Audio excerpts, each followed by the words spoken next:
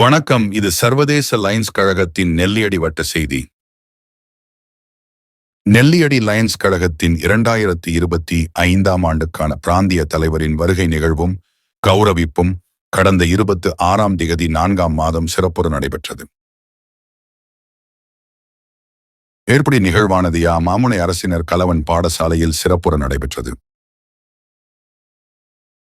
நிகழ்வின் தொடக்கமாக லயன்ஸ் கழக அங்கத்தவர்கள் பாடசாலை சமூகத்தினரால் வரவேற்கப்பட்டார்கள்.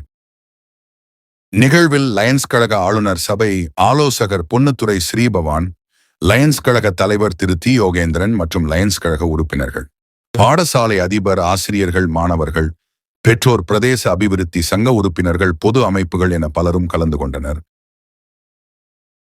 நிகழ்வில் லயன்ஸ் கழக நிர்வாகத்தினர் உரைகளை தொடர்ந்து பிராந்திய தலைவர் கௌரவிப்பு இடம்பெற்றது.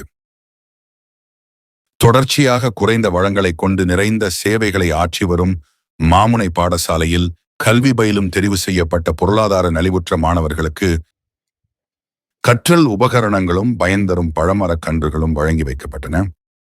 நிகழ்வின் தொடர்ச்சியாக லயன்ஸ் கழக பிராந்திய தலைவரது ஏற்புரையும் அதனைத் தொடர்ந்து லயன்ஸ் கழக உறுப்பினர் லயன் லிங்கனதாஸ் அவர்களது நன்றி உரையுடன் நிகழ்வு சிறப்புற நிறைவு பெற்றது. இத்துடன் நெல்லியடி சர்க்கிள் லயன்ஸ் கழக செய்திகள் நிறைவு பெறுகின்றன. நன்றி, வணக்கம். இந்த நெல்லியடி வட்ட லயன்ஸ் கழகத்தில் இந்த நிகழ்வுக்கு வருகை தந்திருக்கின்ற பெற்றோர்கள், மாணவர்களுக்கு முதற்கண் வணக்கத்தை கூறிக்கொண்டு, அத்தோடு இந்த நிகழ்வினை தலைமை தாங்கிக் கொண்டிருக்கின்ற எங்களுடைய லயன்ஸ் கழக தலைவர் லயன் அவர்களே மற்றும் இங்கே பிரதம விருந்தினராக வருகை தந்திருக்கின்ற பிராந்திய தலைவரும் எமது கழகத்தின் உறுப்பினருமான லயன் செல்வம் அவர்களே மற்றும் இங்கே வருகை தந்திருக்கின்ற லயன்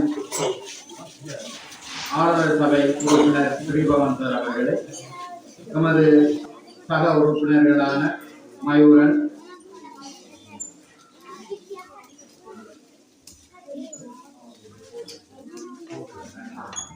லயன் கோகுல மற்றும் இங்கே நமது மாமனை ஆத்தாக பாடசாலை அதிபர், ஏனைய பொது அமைப்புகளின் தலைவர், உறுப்பினர்கள் மற்றும் இங்கே எங்களுடைய கழகத்திற்கு கழகத்தின் ஊடாக மரங்களை இங்கே வழங்க இருக்கின்ற பன்னி தமிழ் மக்கள் ஒன்றிய நிர்வாக உறுப்பினர்கள் அனைவருக்கும் நான் வணக்கத்தை கூறிக்கொள்கின்றேன்.